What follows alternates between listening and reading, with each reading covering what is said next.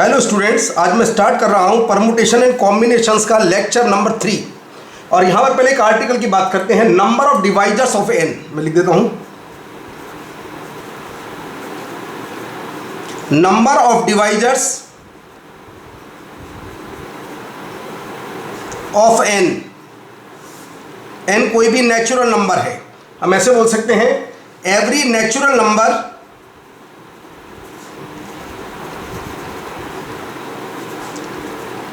every natural number n can always be put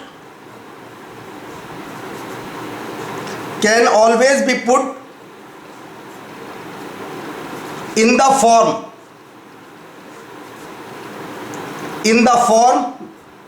n is equal to p1 raised to the alpha 1, p2 alpha 2, p3 की power alpha 3,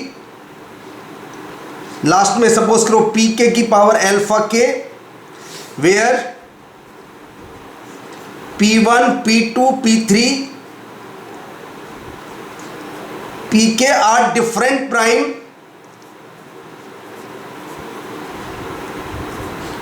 numbers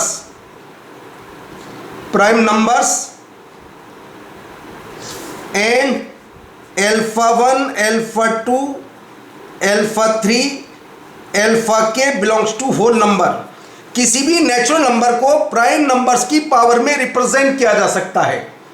किसी भी natural number को, कोई भी natural number हो जाए तो प्राइम की पावर में, जैसे कोई कंडीशन में एक नंबर बता देता हूं। जैसे सपोज कीजिए मेरे पास नंबर है,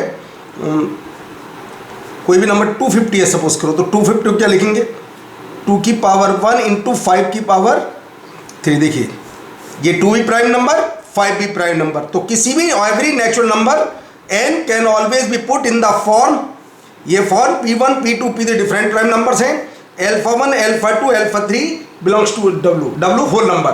मैं क्या बात बताना चाह रहा हूं, पहले एक बात सुनिए मेरी बात ध्यान से, अभी पॉइंट को बताने से पहले। मान लीजिए मेरे पास 2 की पावर 3 लिखा है, तो इसे कौन कौन डिवाइड करेगा?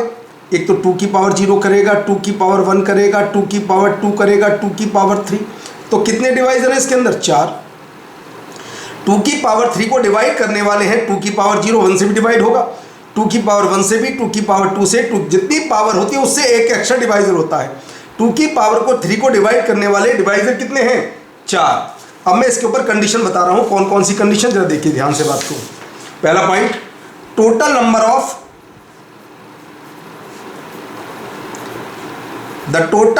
Of divisors of n including 1 and n। अगर इंक्लूडिंग यानी कि ये 1 से भी डिवाइड हो और सेल्फ अपने आप से भी डिवाइड हो, तो डिवाइजर्स कितने होंगे? देखिए P1 की पावर अल्फा 1 है, उसके डिवाइजर्स कितने बताए थे अभी? अल्फा 1 + 1, अल्फा 2 + 1, अल्फा 3 + 1, लास्ट में अल्फा के + 1। अगर ये भी इंक्लूड है दोनों तब। दूसरी condition, total number of divisors of n excluding 1 and n। अगर दोनों को एक्सक्लूड कर दे दो नंबर, तो alpha 1 + 1, alpha 2 + 1, alpha 3 + 1 up to alpha K + 1 और -2 कर देना टोटल आंसर में से। Third condition, total number of divisors of n, लिख देता हूं इसे भी, the total number of divisors of n excluding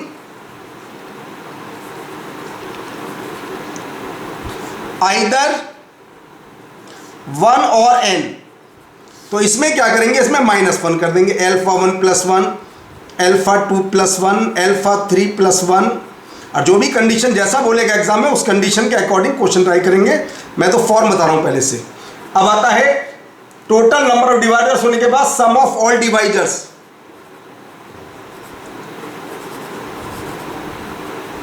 किस किसने डिवाइड किया उस सबका सम बताओ। तो पहले तो इन्होंने क्या P1 की पावर 0 ने, P1 की पावर 2 ने सबने अलग किया, तो मैं लिख देता हूँ P1 की पावर 0, P1 की पावर 1 ने भी किया, P1 की पावर 2 ने भी किया, P1 की पावर अल्फा 1 ने किया। ऐसे ही P2 की पावर 0, P2 की पावर 1, P2 की पावर 3, P2 की पावर अल्फा 2, एंड आगे चलते चलते आएगा Pk की पावर 0, Pk की पावर 1, Pk की पावर 2। किस किस ने डिवाइड किया ये बात आती है। अब बात कई बार मन में आती है कि मल्टीप्लाई क्यों किया। अगर किसी नंबर को, एक बात सुनिए, अगर कोई नंबर लिखा है 2 की पावर 3 इंटू 3 की पावर 2, किस किस ने डिवाइड किया? 2 की पावर 0 ने किया, 2 की पावर 1 ने किया, 2 की पावर 2 ने किया, 2 की पावर 3 ने। इंटू क्यों कर रहा हूं मैं? 3 की 0, 3 की 1, 3 की 2। इंटू इसलिए हो रहा है, दो दो के मल्टीप्लाई से भी डिवाइड होगा।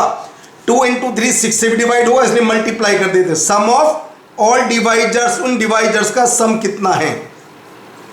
अलग अलग मैंने कंडीशन बताया, क्वेश्चन स्टार्ट करते हैं। इंपॉर्टेंट डिटेल बता दिया मैंने।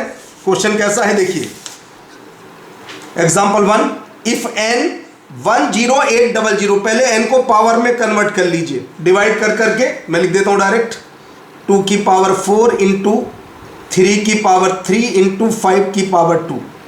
सोल्व कर लीजिए अलग से, जैसे डिवाइड करते थे 2 इस तरीके से लिखते थे, मैंने लिख दिया सर डायरेक्टली। अब कहता है if n find the total number of proper का मतलब उसमें 1 और n को इंक्लूड नहीं करना।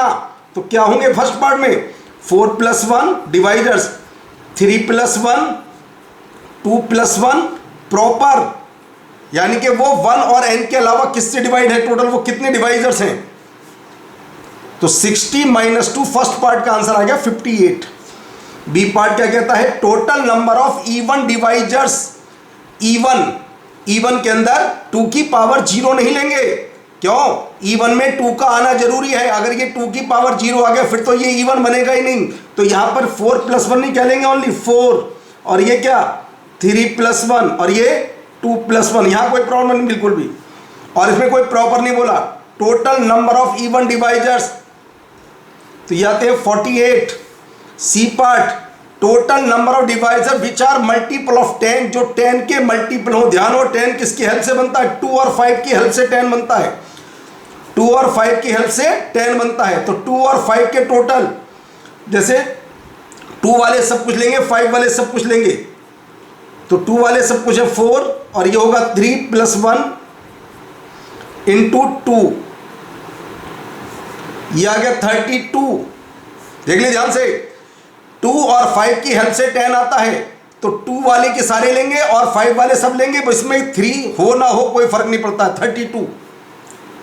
अब डी आता है total no divide multiple of 5 15 बनता है। 3 और 5 वाले सब कुछ, यानी कि लास्ट वाले सब कुछ, तो 4 + 1 इंटू 3 इंटू 2, तो आंसर आता है 30। ये इसका आंसर 30 आ जाता है। बहुत आसान है, कुछ नहीं, बस दिमाग थोड़ा सा यूज करना, ज्यादा नहीं करना। देखिए बहुत पहले ये जेईई एडवांस 98 का क्वेश्चन में ढूंढा, ये क्वेश्चन आया था, इस टाइप का क्वेश्चन ऐसे आते हैं। Number of divisors of the form of the integer 240 की बात कर रहा है। तो पहले 240 के हम फैक्टर कर लेते हैं, जैसे पीछे किए थे अभी। 2 की पावर 4 इंटू 3 की पावर 1 इंटू 5 की पावर 1, ये आ जाते हैं फैक्टर इसके। अब कहता है डिवाइजर्स ऑफ द फॉर्म, इस वाली फॉर्म के डिवाइजर चाहिए उसे, यानी कि इस वाली फॉर्म से मतलब क्या, 4n + 2 एक 2 2n + 1, बस उसे एक 2 चाहिए, बस और कुछ नहीं चाहिए। 2 इंटू 2n प्लस, और सब कुछ और चाहिए, बस एक 2 चाहिए। देखिए जी, जब केवल एक 2 चाहिए उसे, तो एक 2 का 1 आ गया, इंटू ये कुछ भी हो 1 + 1, और ये भी कुछ भी हो 1 + 1, तो आंसर आ गया ओनली 4। ये आ गया जी ए आंसर सही। उसे चाहिए 2 इंटू 2n। नंबर काउंटिंग करो, काउंटिंग कितनी है, हमें तो नंबर बताने। अकेला 2 आया तो 2, एक अकेला मुझे 2 चाहिए, 2 की पावर 4 नहीं चाहिए, यहाँ 2 कॉमन है, तो 2 की पावर 1 एक फैक्टर, इंटू ये 3 की पावर 0 भी चलेगा, 3 की पावर 1 2, ये कुछ भी हो, हमें तो ऑड चाहिए बाद वाला। अगर एक अकेला 5 होगा तब भी ऑड होगा, ओनली 1 भी होगा, 1 भी ऑड होता है, तो आंसर आ गया 4। अब मैं कंडीशन को थोड़ा आगे, बस सम ऑफ डिजिट की बात करने जा रहा हूँ। सम of digits.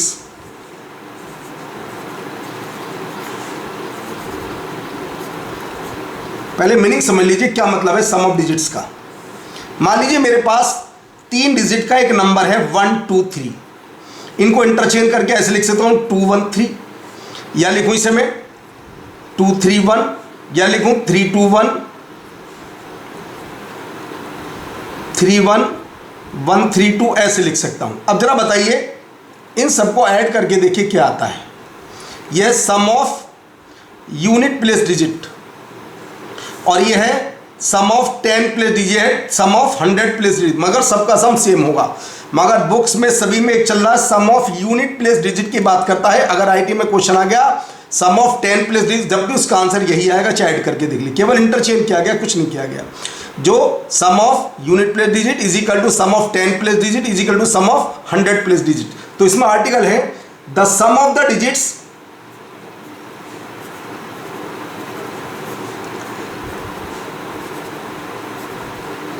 the sum of the digits in the units place। मैं पहले एक बात बता, यूनिट प्लेस का ही है, 10 प्लेस आंसर एक ही लगा क्या राइट के अंदर। The sum of the digits in the unit place of all numbers,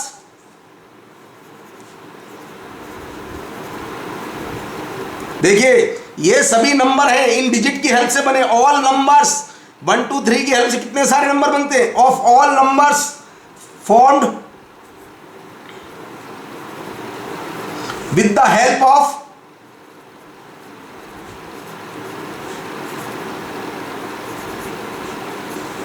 A1, A2, A3 up to AN taken all at a time।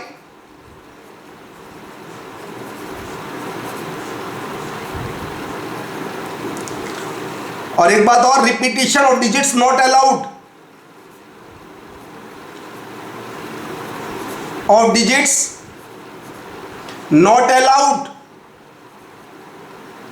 तो इसका रिजल्ट होता है n-1 फैक्टोरियल, और सबको ऐड कर दीजिए A1 plus A2 plus A3 up to AN। ऐसा क्या हुआ देखिए जरा इसके अंदर, मैं अगर एक को फिक्स कर लेता हूं तो बाकी दोनों कितने टाइप से अरेंज कर सकता हूं, 2 टाइप से। देखो 2 फैक्टोरियल, एक लास्ट वाले को अगर मैं फिक्स करता हूं 1 करता हूं तो इन दोनों को 2 फैक्टोरियल से अरेंज करता हूं और सबको ऐड कर देता हूं 1 प्लस 2 प्लस 3। इसको लिख सकता हूं मैं 3 माइनस 1 का फैक्टोरियल इंटू 1 प्लस 2 प्लस 3। वही बात यहां पर की गई। तो ये फॉर्मूला है, चाहो तो याद कर सकते हो, आंसर डायरेक्ट आ जाएगा। एंड सम ऑफ नंबर्स,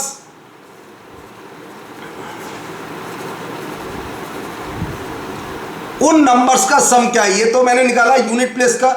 अब ये यूनिट पर भी यही है, 10 पर भी यही है, 100 पर भी यही है।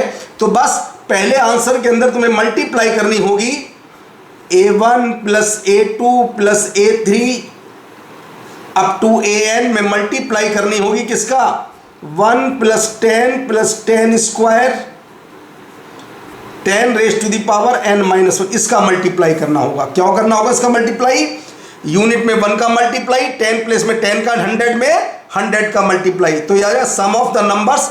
और ऐसे भी कर सकते हो तुम डायरेक्ट, अगर मान लीजिए इसका जीपी का सम बनाना पड़ेगा, डायरेक्ट अगर याद कर सकते हो तो ऐसे कर लीजिए A1 plus A2 plus A3 up to AN और मल्टीप्लाई कीजिए 1 1 1 1 कितनी बार, n टाइम्स। ऐसे लिख दीजिए सिंप्लीफाई करेक्ट, 1 1 1 का n टाइम्स मल्टी। पेपर में 3 या 4 बार, इससे ऊपर कभी कोई कंडीशन नहीं आती। अब देख लेते हैं जी question. Find the sum of the digits in the unit place of all the numbers found with the help of, इनकी हेल्प से बनने वाले 4 नंबर है जी। 4 माइनस 1 का फैक्टोरियल और सबको add 1 plus 2 plus 3 plus 4, 6 into 10, answer आ गया जी 60। कुछ नहीं करना, डायरेक्ट आंसर आता है। फॉर्म को दिया, सम ऑफ द डिजिट कह रहा है, इसके डिजिट का सम बताइए। आइए जी, find the sum of all 5 digit numbers. यहाँ 5 डिजिट नंबर का सम पूछ रहा है, तो अभी फॉर्मूले के अकॉर्डिंग 5 माइनस 1 का फैक्टोरियल, सबको ऐड करें 3 प्लस 4 प्लस 5। अब देखिए जी यहाँ 5 है तो 5 1 का मल्टीप्लाई करें, जो लिखवाई थी बात अभी। ये आता है जी 24 इंटू 15 इंटू सबका मल्टीप्लाई करें और सबका मल्टीप्लाई करके आता है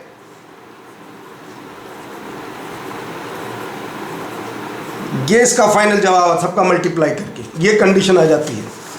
अब आता है number of rectangles and squares. Number of rectangles and squares,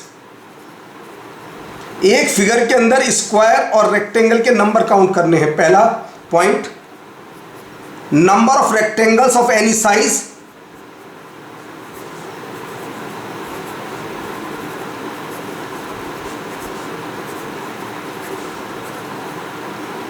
number of rectangle of any size in a square, in a square of n by n, n by n size की वो figure है। जैसे chess board में 8 by 8 का होता है, तो उसमें टोटल रेक्टेंगल कितने बनेंगे, इस सिग्मा r क्यूब, r होते हैं 1 to n, क्योंकि एक स्क्वायर को भी रेक्टेंगल ही बोला जाता है। And number of squares of any size is, इसमें स्क्वायर आ जाएगा sigma r1 to n r square. एक कंडीशन, अगर मेरे पास कोई भी फिगर है, जैसे मान लीजिए ऐसी फिगर है, इस टाइप से कोई फिगर है, तो इसको हम बोलते हैं 3/3 की फिगर, 3/3। तो इस फिगर के अंदर कितने रेक्टेंगल बनेंगे टोटल, सबको काउंट करके वो फॉर्मूला, और कितने स्क्वायर बनेंगे किसी भी साइज के, 1/1 के स्क्वायर, 2/2 के, 3/3 के, उन सब की कंडीशन। अब एक दूसरी कंडीशन और है इसके अंदर, नंबर ऑफ रेक्टेंगल, पहले बात ये तो स्क्वायर की बात, अब बात करें नंबर किसी रेक्टेंगल के अंदर कितने होंगे, तो लिख देता हूं इन रेक्टेंगल, पहले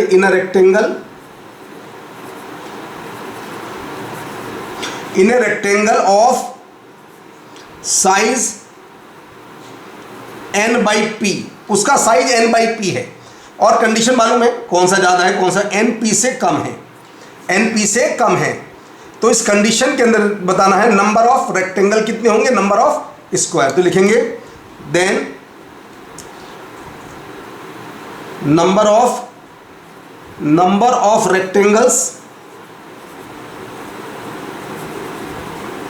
ऑफ एनी साइज इज, कितने नंबर ऑफ रेक्टेंगल होंगे, तो इसके नंबर ऑफ रेक्टेंगल का फॉर्मूला है डायरेक्ट, कंडीशन है np/4, याद रखना आराम से, n+1 into p+1, and number of squares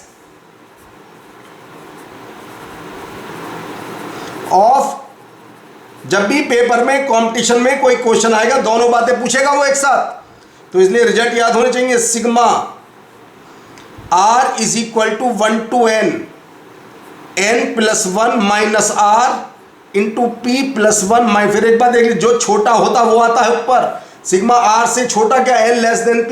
अब इस कंडीशन का मैं यूज करके दिखाता हूं क्या यूज है इस वाले फॉर्मूले का, क्या कंडीशन है। Find the number of rectangles in a chess board which are not a square, number of rectangles in a chess board which are not a square. मैंने एक बात बताई थी अभी, चेस बोर्ड का साइज होता है 8/8 का साइज होता है, और उसके अंदर चाहिए रेक्टेंगल जिसके अंदर स्क्वायर ना हो, तो मैं लिख देता हूं chess board size 8/8, number of, पहले वाले पॉइंट का नंबर ऑफ रेक्टेंगल्स, अभी फॉर्मूला लिखा है sigma r1 to 8 r³ 8 into 9/2 का होल स्क्वायर, यह आ गया 1296, एंड नंबर ऑफ स्क्वायर्स, मैंने कहा क्या था, रेक्टेंगल में स्क्वायर भी काउंट होते हैं, उसने कहा उन स्क्वायर को हटा दीजिए, sigma r1 to 8 r² n+1 2n+1/6, solve कर लीजिए।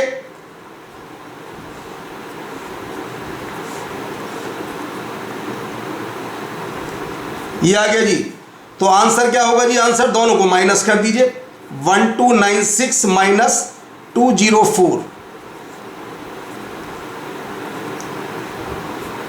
ये इसका फाइनल 1092 इसका आंसर है। Number of rectangle in a chess board which are not a square, जो स्क्वायर नहीं ऐसे कितने हैं। अब आते हैं जी, find the number of rectangles excluding squares from a rectangle of size. बहुत बढ़िया, ये n बाई पी का साइज है जी। छोटा वाला n होता है, n यहाँ पर 4 है और p है यहाँ पर 7। तो आता है नंबर ऑफ रेक्टेंगल्स। तो नंबर ऑफ रेक्टेंगल्स कितने बनेंगे, ये सेकंड फॉर्मूले का यूज कर रहे हैं, np बाई 4 np, लीजिए np by 4 n plus 1 into P plus 1। Solve कर लेते हैं, ये आता है 280 आ जाता है, सोल्व करके मल्टीप्लाई कर लीजिए 280। एंड नंबर ऑफ स्क्वायर्स कितने होंगे देख लेते हैं। स्क्वायर्स का फॉर्मूला सिग्मा, अभी लिखवाया था r12 छोटा वाला क्या है जी 4, p प्लस 1 यानी कि n प्लस 1 माइनस r और p प्लस 1 यानी कि 8 माइनस r रखते हैं वैल्यू। पहले 1 रखते हैं, 4 इंटू 7 प्लस 2 रखते हैं, 3 इंटू 6 फिर रखते हैं इसके अंदर 3 पर होगा 2 इंटू 5 फिर रखते हैं 4, 1 इंटू 4। तो सोल्व होकर के कितना आता है देख लीजिए, ये आता है 60। तो आंसर क्या होगा जी, दोनों को माइनस कर दीजिए, 280 माइनस 60, लीजिए आंसर आ गया 220। ये इसका फाइनल जवाब आ गया। अब एक कंडीशन पहले बताता हूं, मान लीजिए एन स्ट्रेट लाइन, एक पेपर के ऊपर एन स्ट्रेट लाइन, ये कोई भी पेपर है, अभी क्वेश्चन कराऊंगा इसके ऊपर। और सपोज कीजिए इसके ऊपर एन लाइन, 3 लाइन सपोज करो, इस तरीके से 3 लाइन है, एक पेपर है। लाइन कैसी है, if N lines are drawn in a paper or plane such that no two of them are parallel, no two of them are parallel and no 3 of them are concurrent. ना तो 2 line parallel है, ना 3 line concurrent है। Then number of parts into which the lines divide the plane is equal to, ये कितने part में divide करेंगी line, जरा काउंट कर लेते हैं जी। देखो जी 1 2 3 4 5 6 7, ये करेंगी 7 पार्ट में डिवाइड। फिर सुन लीजिए बात, if n straight lines are drawn in a plane, n straight lines are drawn such that no 2 of them are parallel and no 3 of them are concurrent, यानी कि ना तो पैरेलल है और ना ही एक पॉइंट से पास होती हैं। The number of parts into which the these lines divide the plane is equal to, इसका एक फॉर्मूला बता देता हूं, सिग्मा 1 प्लस सिग्मा के, और के मूव करेगा 1 to n। ये फॉर्मूला याद कर लीजिए, अगर इस टाइप का कोई भी क्वेश्चन आता है। मैक्सिमम एएमयू में तो ऐसा क्वेश्चन आता ही आता है ज़्यादातर, तो जेईई मेन में अभी तक क्वेश्चन नहीं आया, आ सकता है। बताते हैं कैसी कंडीशन क्या कहता है। If n straight lines are drawn in a plane, वही language, such that no 2 of them are parallel and no 3 of them are concurrent such that these lines divide the plane is 67। बहुत अच्छा,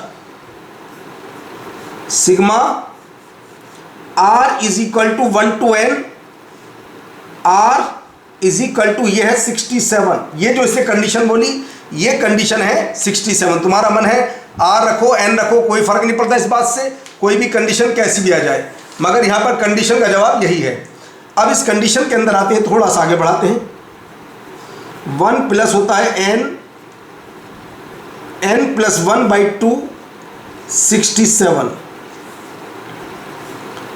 n into n plus 1 by 2 ये आता है 66। चाहो तो factor कर लीजिए, 11 इंटू 6 अपॉन 1, मुझे अपॉन में 2 चाहिए, 11 इंटू 12 बाई 2, बिल्कुल सही है। तो लीजिए जी n आ जाता है डायरेक्ट 11 बिना किसी कैलकुलेशन के 11। अब कहता है the number of different points at which these lines will cut. देखिए 2 लाइन कट करके एक पॉइंट आता है, तो number of different, number of point, number of points क्या आ गया 11C2, 11 इंटू 10 बाई 2, आंसर आ गया जी 55। वो कहता है then number of different points at which these lines, point of intersection पूछा, लीजिए पॉइंट ऑफ इंटरसेक्शन आ गया। अब बात करेंगे हम कॉम्बिनेशन की definition.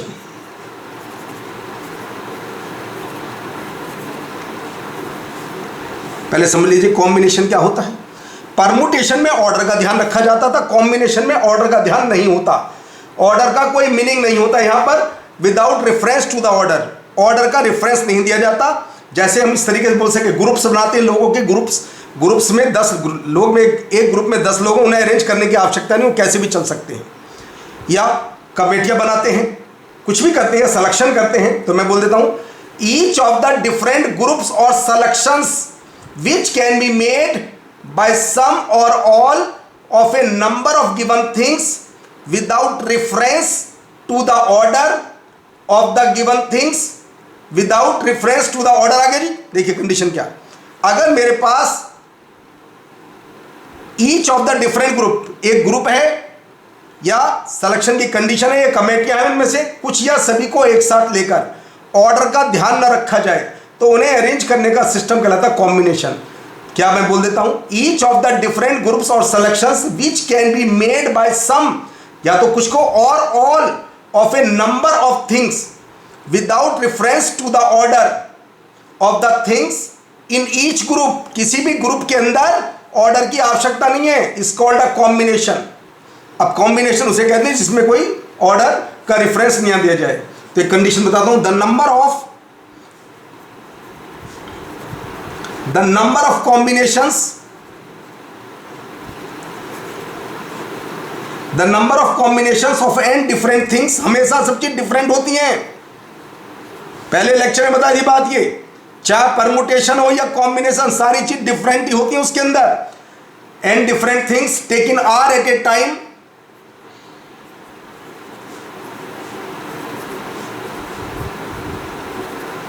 the time is denoted by NCR, binomial में नाम आया था इसका, और CNR और NR, ऐसे लिख सकते हैं। और इसका रिजल्ट भी याद होगा, n factorial, r factorial, n minus r का फैक्टोरियल, n होता है नेचुरल नंबर, r होता है होल नंबर, और n must be greater equal to r लिखवा रखा है। इसके अंदर 2 रिजल्ट याद कर लीजिए जो बहुत काम आते हैं। कौन कौन से रिजल्ट हैं, सुन लीजिए बात, कौन कौन से 2 रिजल्ट काम आते हैं। एक तो है 2n + 1 C0 plus 2n + 1 C1, 2n + 1 C2 up to 2n + 1। ये स्टॉप करेगा n पर, 2n + 1 पर स्टॉप नहीं कर रहा। तो बहुत इंपॉर्टेंट, आईआईटी में 2 या 3 क्वेश्चन बहुत पहले इनके ऊपर आ चुके हैं। दूसरी कंडीशन NCN, अब ऊपर वाला चेंज हो रहा है, n + 1, नीचे वाला सेम नंबर है, n + 2 CN चलता रहेगा कहां तक, 2n - 1 CN। तो इसका जवाब होता है 2n CN + 1। ये इसका 2 रिजल्ट याद कर लीजिए, और सारे रिजल्ट तुम्हारे पहले आ चुके। अब मैं बता दूं परमुटेशन और कॉम्बिनेशन में डिफरेंस क्या होता है, क्या फर्क है। पहला डिफरेंस सुनिए, पहला नाम है अरेंजमेंट।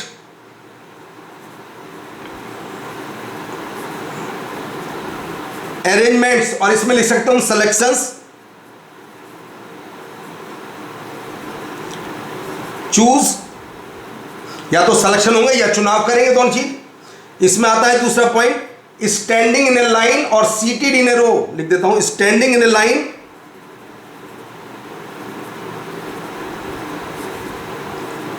और seated in A row.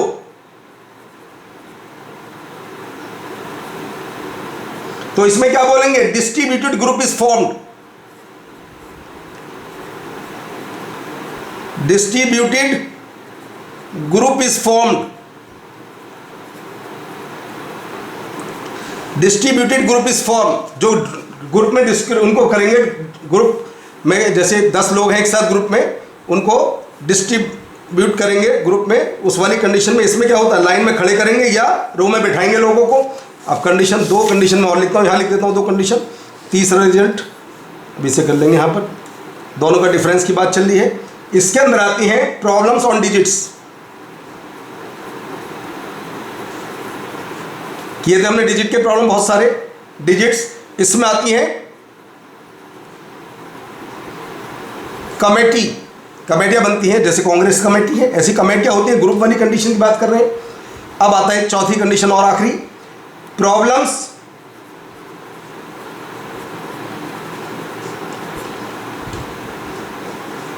Of letters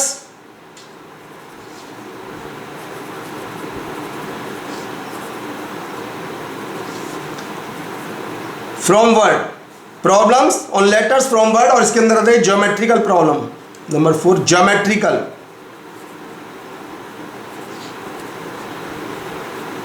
मैंने कुछ बात बताई है, प्रॉब्लम्स डिजिट की प्रॉब्लम, इसमें कमेटी की प्रॉब्लम होगी, problems on letters from word, और इसके अंदर ज्योमेट्रिकल प्रॉब्लम। तो ये क्वेश्चन शुरू करते हैं जी। इसकी कंडीशन के बाद क्या क्वेश्चन है देखिए जरा। देखिए ये वाले सिंबल की फॉरेन कंट्री में तो यही सिंबल चलते हैं। यहां पर हमारे सी वाले की आदत, पहले सी कर ले, तो इसे होगा 18 CR-2 plus 2 into 18 CR-1 plus 18 CR greater equal to 20 C13। दो कंडीशन, 18 CR-2, ये दो में से हाफ कर लेता हूं, आधा इसके साथ और आधा दूसरे के साथ। 18 CR-1 plus 18 CR 20 C13। Pascal rule लगाइए, 19 CR-1, इसमें लगाइए पास्कल 19 CR-1, इसमें 19 CR, और एक बार पास्कल फिर लगा देते हैं 20 CR।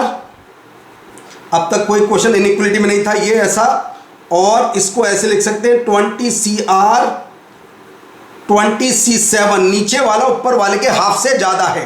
तो हम बोलते हैं इसके अंदर R की वैल्यू क्या होंगी, देखिए R की वैल्यू 7 8 9 10 11 12 13, ये हैं जी n की वैल्यूज। कितनी वैल्यूज है total? 7।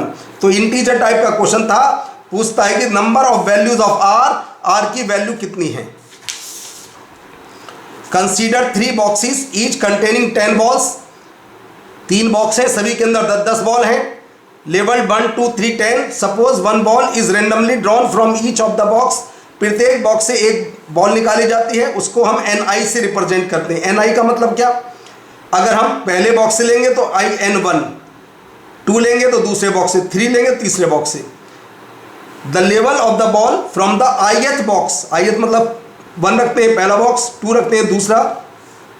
Then the number of ways in which ball can be chosen such that, ball इस तरीके से, एक बॉक्स से, फिर दूसरे बॉक्स से, फिर तीसरे इस तरीके से, कोई नहीं, 3 बॉल तुम्हें निकालनी है, यानी कि 10 में से तुम्हें 3 को अरेंज करना है, कुछ नहीं करना। 10 में से तुम्हें 3 सेलेक्ट करके कंडीशन क्या आती है देख लीजिए, 1 2 3 अलग अलग, पहले इससे फिर इससे, यानी कि 3 को अरेंज करना है। तो कंडीशन क्या आ गई जी, 10 C3, 10 9 8 19 का क्वेश्चन है, कुछ भी नहीं है इसके अंदर। तो आंसर आ गया जी 120। फिर देख लीजिए, the number of ways in which the ball can be chosen word C use करूंगा मैं, such that N1 less than N2 less than N3, यानी कि तीनों बॉक्स से 3 बॉल तुम्हें सेलेक्ट करनी है, तो 10 C3। Question number 3, there are a man and 2 women, man है M, वुमेन है 2। In a chess tournament, each participant plays 2 games which every other participant, अच्छा एक 2 गेम खेलता है। If number of game played by the men between themselves, अच्छा अगर आदमी के साथ खेलेगा तो क्या जी, 2 के साथ MC2, और 2 गेम खेलता है इंटू 2। Exceed, क्या condition, exceed the number of games played between the man and the woman, तो एक तो आदमी लेंगे मैन और एक लेंगे वुमेन, 2C1, और 2 खेलता है इंटू 2, और ये किससे ज़्यादा है जी, 84 से ग्रेटर है। तो M की वैल्यू पूछी गई है। वो पहले सिस्टम को 2 से डिवाइड कर देते हैं, MC1 into 2C1 plus 42, solve कर लेते हैं जी। M-1 2 से मल्टीप्लाई 4M प्लस 84, सोल्व करें, M square minus 5M minus 84 factor M minus 12 7, तो M की वैल्यू आती है जी 12। M is not equal to -7, M कभी नेगेटिव नहीं होगा, तो A इज करेक्ट आंसर आ जाता है। 19 का क्वेश्चन अब आता है जी, फ्रॉम 6 डिफरेंट नॉवेल्स, हाँ जी 6 तो डिफरेंट नॉवल हैं, और डिक्शनरीज है मेरे पास, कितनी है जी डिक्शनरीज? 3। कहता है 4 नॉवल्स, 4 तो नॉवल लेते हैं और 1 लेते हैं डिक्शनरी, और उनको एक सेल्फ में रख देते हैं। तो पहले सेलेक्ट कर लेंगे 6C4 इंटू 3C1। अब इनको एक सेल्फ में रख रहे हैं, और कहता है जी डिक्शनरी ऑलवेज मिडिल, डिक्शनरी तो बीच में होनी चाहिए, और नॉवेल्स इधर उधर, नॉवेल्स नॉवेल्स नॉवेल्स, तो ये तो बीच में आ गई डिक्शनरी। बस इन चारों को अरेंज कर लीजिए अलग अलग। तो कितने टाइप से? 4 फैक्टोरियल से अरेंज करेंगे इन चारों को, कोई कहीं पर भी अलग अलग है, ये n dash, n double dash, n triple dash, कुछ भी बोल दिए, तुम्हारा मन है जी, कुछ भी, 4 अलग अलग नाम हैं इनके। 15 इंटू 3 इंटू 24, यह आ गया 1080। अब पूछता है एटलीस्ट 1000, इसका आंसर जेईई मेन 18 का क्वेश्चन है, बेसिक है सर, क्वेश्चन में कुछ होता ही नहीं। 5 अ मैन एक्स, ये क्वेश्चन बहुत पहले मैंने देखा था, 85 में भी था, एडवांस के अंदर आया था। फिर आ गया मेन के अंदर, a man x has 7 friends, एक मैन एक्स है, उसके 7 फ्रेंड हैं, उसके अंदर 4 लेडीज हैं प्लस 3 मैन हैं, एंड वाई ऑल्सो 7 फ्रेंड, इसके अंदर जी 3 लेडीज हैं एंड 4 मैन हैं। अब कंडीशन क्या कहता है जी? कोई कॉमन फ्रेंड नहीं है, अलग अलग सारे। Then the total number of ways in X and Y together can throw a party, invite 3 ladies 3 man 3 friends of each of the X. अच्छा जी, एक पार्टी करनी है जिसमें 3 लेडीज होंगी और 3 मैन होंगे, और कंडीशन क्या है? 3 लेडीज और 3 मैन का होना जरूरी है, सब टोटल फ्रेंड मिलाकर के 6 होने चाहिए। तो पहले हम एक्स से लेते हैं और इधर लेते हैं वाई से। तो देखते हैं एक्स से, अगर मैं इससे 3 लेडीज़ लेता हूं तो इससे मुझे क्या लेने? 3 मैन लेने होंगे, या मैं इससे 3 मैन लेता हूं तो इससे 3 लेडीज़ लेनी होंगी मुझे, या इससे 2 लेडीज़ लेते हैं तो 1 मैन लेना होगा, 1 लेडीज़ लेनी है तो 2 मैन लेने होंगे। दूसरी कंडीशन 1 लेडीज़ 2 मैन, इससे जी 2 लेडीज़ 1 मैन, ये टोटल केस बनेंगे हमें इस तरीके अरेंज करने के। बस अब देखते हैं लेडीज़ कितनी थी। हाँ जी 4 लेडीज़ हैं एक्स के अंदर, तो देखो जी 4C3, और जी वाई के अंदर मैन कितने हैं जी? वाई के अंदर मैन है 4। देखिए एक्स के अंदर लेडीज़ 3 हैं, सॉरी 4 लेडीज़ हैं, 4 में 3, और वाई के अंदर मैन कितने हैं? 4, 4C3 प्लस 3 मैन, 3 में से 3, 3C3, और इसमें 3 लेडीज़ 3C3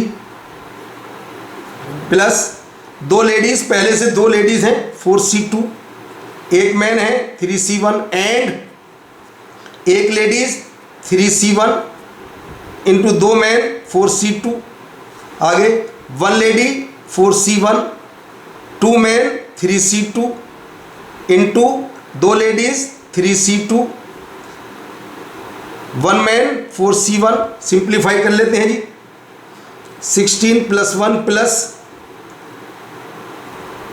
324 प्लस 144, ये आएगा 485। सोल्व होकर ये इसका करेक्ट आंसर, पहले भी इसका आंसर यही आया था, ये लीजिए 485। Question number 6, at an election a voter may vote for any number of candidate not greater than the number of be elected. ये वोट वो नहीं है जो इलेक्शन वाली वोट होती हैं, ये अलग तरीके, जैसे वकीलों के इलेक्शन होते हैं उनमें क्या होता है, एक वोट जितने इलेक्टेड होने हैं उतनी वोट दे सकता है। अब voter vote for at least 1 candidate then the number of ways in which he can vote. देखिए जी, number of candidate not greater than the number of elected, 10 candidate और 4 हैं इलेक्टेड, तो 4 को वोट दे सकते हैं, कंडीशन 1 को देंगे वोट, या 2 को देंगे, या 3 को, या 4 को। अगर 4 इलेक्ट होने वाले हैं और 10 कैंडिडेट हैं वोट देने वाले, तो इसमें कंडीशन क्या होती है इसके अंदर, वो 10 में से या तो 1 को वोट 10 1 को दे सकते हैं, या 10 2 को भी दे सकते हैं, या 10 3 को भी दे सकते हैं, या 10 4 को भी दे सकते हैं। 10C4, तो सोल्व करते हैं, 10 45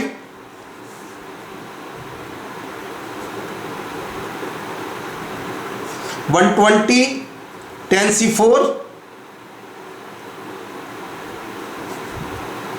सोल्व करना पड़ेगा बस, 210